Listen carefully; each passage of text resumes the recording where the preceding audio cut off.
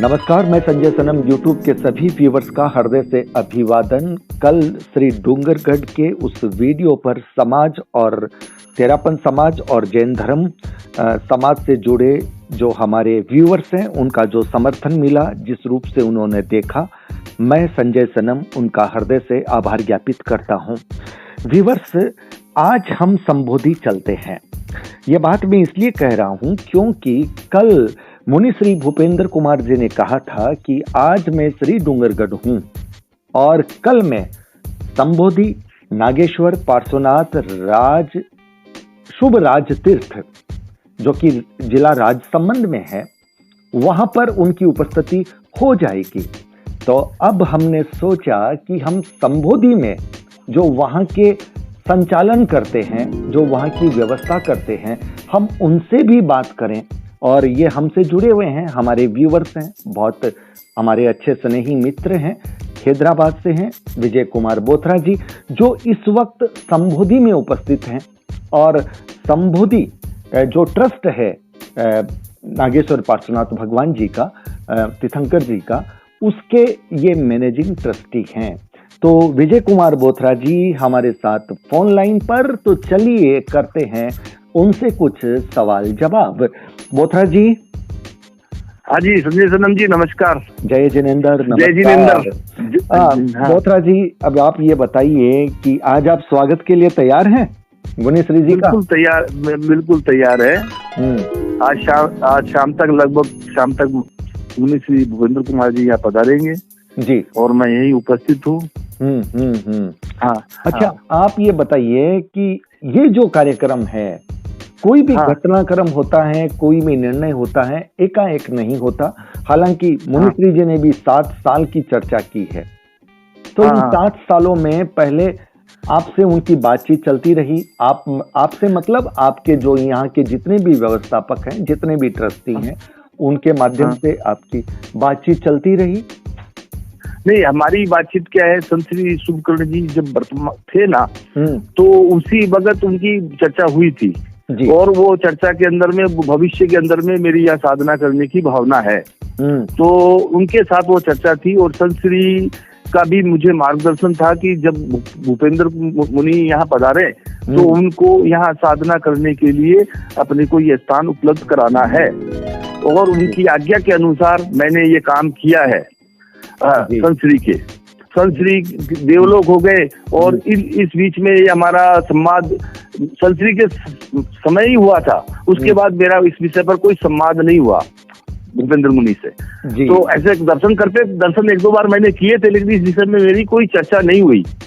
तो अचानक मुनि भूपेंद्र कुमार जी का मेरे पास फोन आया कि तुम जल्दी दर्शन करो हैदराबाद में। तो मैं बोला कि भाई आप कब करूं? तो मुनिश्री ने कहा कि भाई तुम एक काम करो, 10-5 दिन में कर लो, जब भी मौका मिले। तो मैं, ठंड भी बहुत ज्यादा थी और कोरोना का भी प्रकोप चल रहा था, तो फिर मैं मैं समय देख के टिकट बनाता हूँ। फिर मैंने 20 तारीख की टिकट बनाई थी, जो मुनिश्री बिहार करते हुए आ रहे थे, रास्ते में सेवा करने का भाव था मेरा। लेकिन अचानक फ्लाइट कैंसिल हो गई और कैंसिल होने के बाद में फिर मैं मुनिश्री से बात की, तो मुनिश्री का मैं पुनरासर 23 तारीख को पुनरासर रहूंगा जी। तो मैं बोला, मैं फिर 22 तारीख की टिकट बना के मैं पुनरासर में, बाबा की भी मेरे 5 साल हो गए दर्शन किए हुए, पुनरासर धाम के हमारे कुल देवता है, तो मैं वहाँ दर्शन करने के, कुल देवता है, तो मैं दर्शन, वहाँ मेरे दर्शन भी हो जाएंगे और आपकी भी मैं दर्शन कर लूंगा। वहाँ जाने के बाद उन्होंने, सबसे पहले मैं यही कहूंगा कि आपके साथ मैं बाबा जी को, बाबा पुनरासर बालाजी को प्रणाम करता हूँ, हनुमान जी को प्रणाम करता हूँ। मेरा प्रणाम उन तक पहुँचे, ये मेरी कामना है। हाँ, बिल्कुल।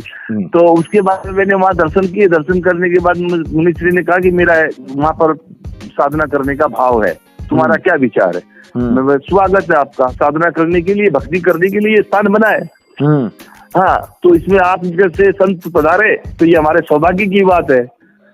नहीं, निश्चित रूप से मैं मानता हूँ, ये चर्चा आपकी और मेरे बीच में भी कई बार चली थी। आपने मुझे भी कहा था कि जब भी कोई ऐसी बात होती है तो हमारा जो स्थान है, साधना भक्ति, अगर कोई साधना करे, तपस्या करे, अपनी पवित्र दिनचर्या में रह करके उस रूप में अपनी तपस्या करे तो हम सारी व्यवस्थाएं, सारी सुविधाएं प्रदत्त करते हैं, ये आपने मुझे कहा था। बिल्कुल बिल्कुल। मैं अभी भी यही हमारी यही बात है कि जो संत साधना करने, तपस्या करने और अपनी आध्यात्मिक अंतिम यात्रा जिसको बोलते हो पूरी करना हो चाहे तो स्वागत है, सभी का स्वागत है। साधक हो या संत हो या साध्वी जी हो, कोई भी हो, बहुत उसकी व्यवस्था जो है संस्था उपलब्ध कराएगी। बहुत अच्छी बात है। लेकिन आपने कहा दुकानदारी नहीं होनी चाहिए, आपने मुझे बिल्कुल था। हाँ बिल्कुल, मैं आज भी कर रहा हूँ ये बात, ये दुकानदारी नहीं कर सकेंगे भाई। आप साधना करने, देखो साधना के कार्यक्रम आपके जो भी है वो करो, उसमें कोई किसी की आपत्ति नहीं है जी। हाँ, लेकिन यहाँ कोई अपनी दुकान चलाएगा तो वो मुश्किल काम है, वो संभव नहीं है। मैं साफ बात बोलता हूँ इसमें। बिल्कुल बिल्कुल। और दूसरी चीज देखिए, भूपेंद्र मुनि जी है ना, वो बहुत अच्छे साधना करने वाले संत है, और संत श्री की आज्ञा थी कि भाई अपने मेरे बाद में ऐसा उत्तराधिकारी चुनना जिससे तुम ये संस्था हरी भरी रहे और यह तपस्या और साधना होती रहे। मैंने उसी उनके आज्ञा के अनुसार ये निर्णय लेकर उनको आध्यात्मिक मार्गदर्शक इसका घोषित किया है। आपने बहुत अच्छी बात कही कि संत श्री का ही एक तरह से निर्देश था। बिल्कुल, वो निर्देश उनका ही था, ये उनका ही चयन था, और नीति ने उस चयन को फलीभूत कर दिया। बिल्कुल बिल्कुल। मैंने अभी वो जहां भी होंगे, मेरे हिसाब से उनकी आत्मा जहां भी होगी वो प्रसन्नता का अनुभव करती होगी कि मेरी आज्ञा का पालन विजय ने किया है। बहुत अच्छा। तो आज भूपेंद्र कुमार जी शाम तक आपके वहां पहुंचेंगे? हाँ, शाम तक पहुंच जाएंगे। जी जी जी।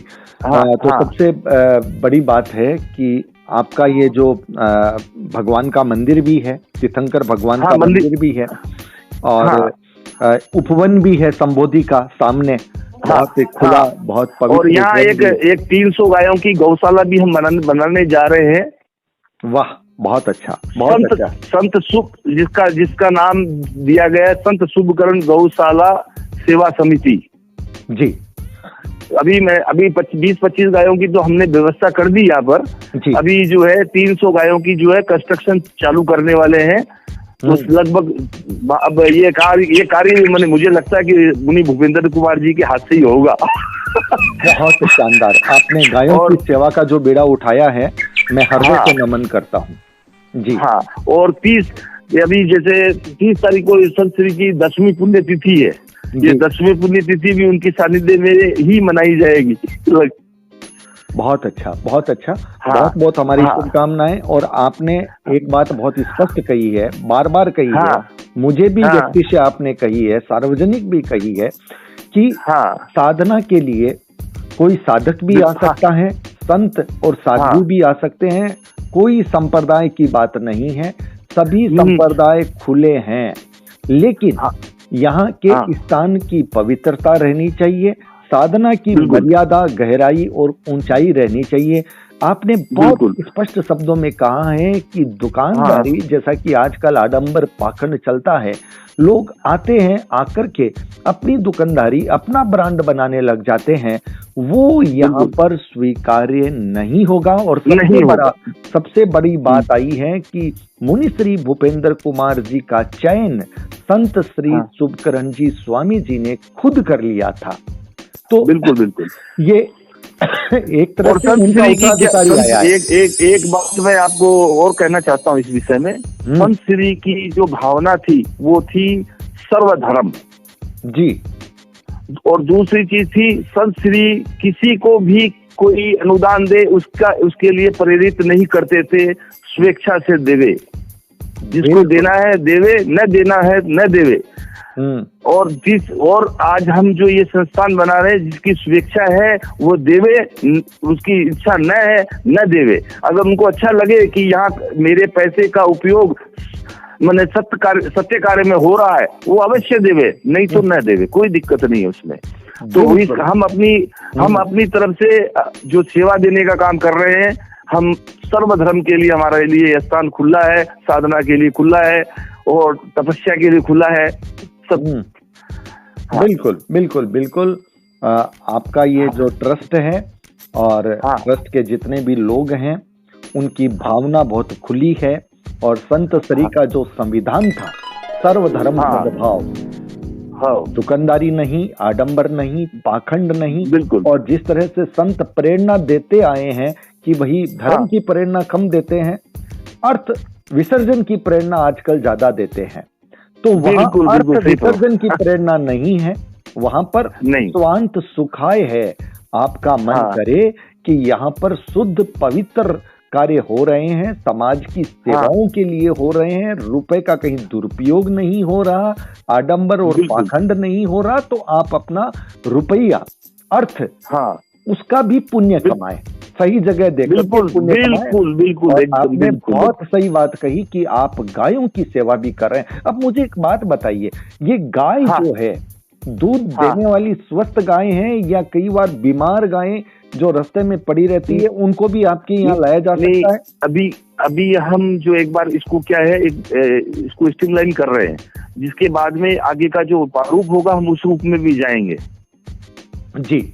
एक बार व्यवस्था को धीरे धीरे हम डेवलप कर रहे हैं। इसके बाद में जो बीमार गाय होगी और होगी, हम इसमें गवर्नमेंट हमको इसमें सहयोग करेगी, इसलिए हमने ये नाम रजिस्टर्ड करवा दिया गवर्नमेंट में कि भाई इसकी हमें जो भी सहयोग मिलेगा उसके हिसाब से हम आगे का आगे स्टेप लेते रहेंगे। आज क्या एकदम अचानक ये काम करेंगे, एक साथ करेंगे तो हमारी दिक्कत आ जाएगी, व्यवस्था भी तो देखनी पड़ेगी ना। आपने बहुत बड़ी बात कही है, लेकिन मैं आपके माध्यम से आपसे और आपके जितने भी ट्रस्ट के महानुभाव हैं उनसे मेरा ये निवेदन रहेगा कि आप इस व्यवस्था को सुचारू रूप से चालू करते हुए गवर्नमेंट से पूरी आप जो भी सहायता है वो लीजिए, और हमारे जितने भी समाज हैं, मैं सिर्फ जैन समाज की बात नहीं कर रहा हूँ, सभी समाजों की बात कर रहा हूँ जो गाय के लिए अपनी सेवा देना, अपना अर्थ देना, अपना पुण्य समझते हैं, जो गाय की कीमत समझते हैं, गाय का महत्व समझते हैं,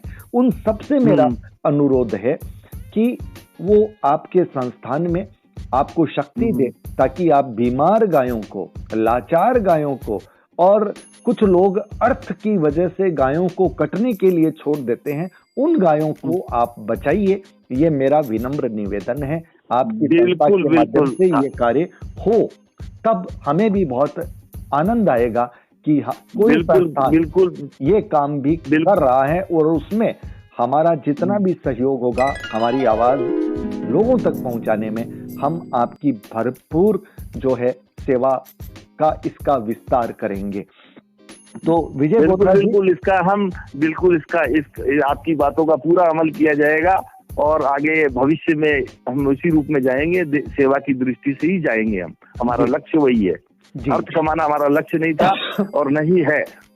नहीं, अर्थ व्यवस्था के लिए चाहिए, मैं इसे इनकार नहीं करता, लेकिन अर्थ का लोभ नहीं हो। हमारा मूल कार्य सेवा का है, सारी व्यवस्थाएं सुचारू रूप से चले, इसके लिए अर्थ भी जरूरी है, लेकिन अर्थ का उपयोग सेवा कार्य के लिए हो, और बीमार और लाचार गायों की सेवा ही गौशाला की एक गरिमा बनाती है।